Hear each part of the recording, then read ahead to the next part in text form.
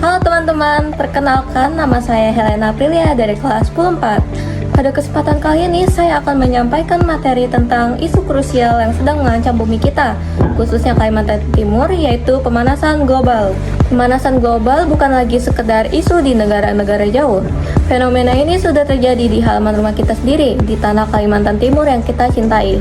Hari ini kita akan membahas bagaimana pemanasan global telah mengubah wajah Kaltim, mulai dari fakta-fakta yang terjadi, penyebabnya, tanda-tandanya, dampaknya bagi kita semua, hingga solusi yang bisa kita lakukan sebagai pelajar untuk menyelamatkan masa depan kita.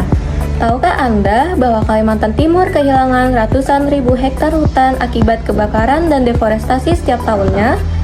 Kebakaran hutan yang terjadi berulang kali, terutama saat musim kemarau, telah melepaskan jutaan ton gas karbon dioksida ke atmosfer. Hutan hujan tropis yang seharusnya menjadi paru-paru dunia, justru berubah menjadi sumber emisi gas rumah kaca yang memperparah pemanasan global. Ironis bukan?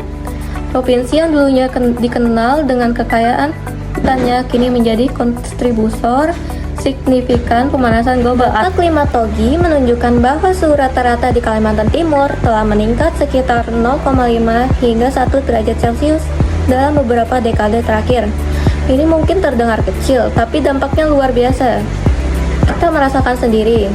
Musim kemarau semakin panjang dan terik, sementara saat hujan turun, intensitasnya sangat deras hingga menyebabkan banjir. Cuaca tidak lagi bisa diprediksi seperti dulu.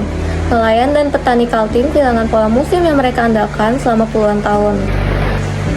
Selanjutnya kita akan membahas penyebab terjadinya pemanasan global di Kaltim. Pemanasan global di Kalimantan Timur disebabkan oleh beberapa faktor utama. Pertama, deforestasi untuk perkebunan sawit, pertambangan batu bara, dan pembukaan lahan.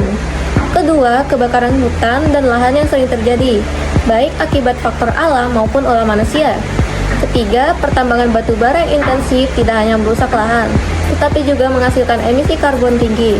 Keempat, pembangunan infrastruktur dan urbanisasi yang pesat, termasuk rencana pemindahan ibu kota negara ke IKN yang meningkatkan konsumsi energi dan emisi kendaraan bermotor. Tanda-tanda pemanasan global sudah sangat jelas di sekitar kita. Pertama, perubahan pola cuaca yang tidak menentu dengan musim kemarau lebih panjang dan curah hujan ekstrim yang datang tiba-tiba.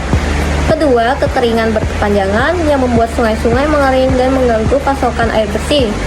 Ketiga, kabut asap yang semakin sering dan tebal pada saat musim kemarau akibat kebakaran hutan.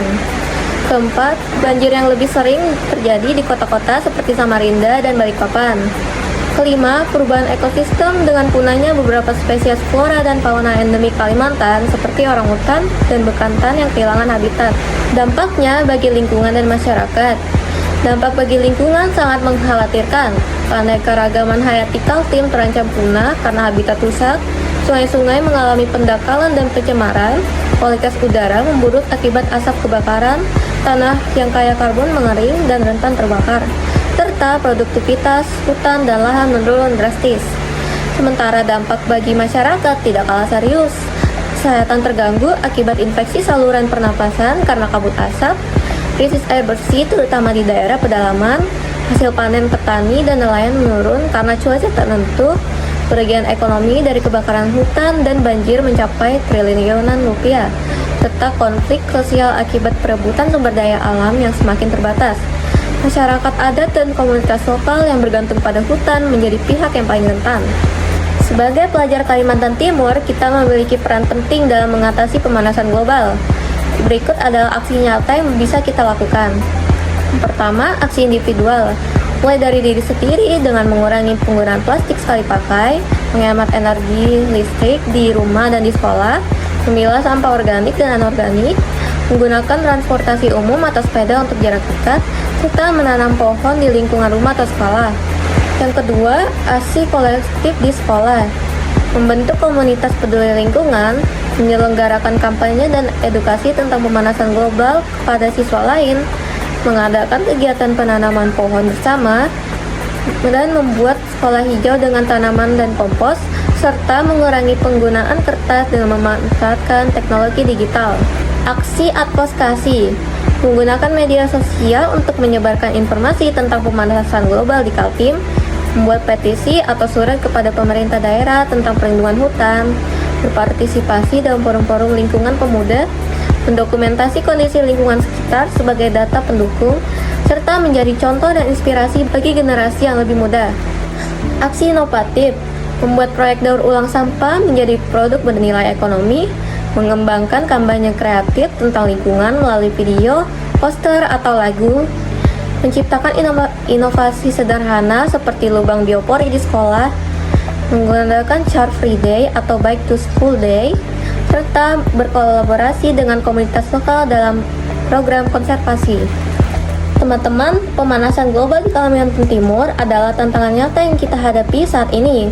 Namun ingat, setiap perubahan besar dimulai dari langkah kecil. Kita tidak perlu menunggu menjadi dewasa untuk membuat perbedaan. Dimulai dari hari ini, dari tindakan sederhana kita bisa menjadi generasi yang menyelamatkan Kaltim untuk masa depan yang lebih baik. Mari kita buktikan bahwa pelajar Kalimantan Timur bukan hanya pandai secara akademis, tapi juga peduli dan bertanggung jawab terhadap lingkungan. Bersama kita bisa, bersama kita selamatkan Kalimantan Timur.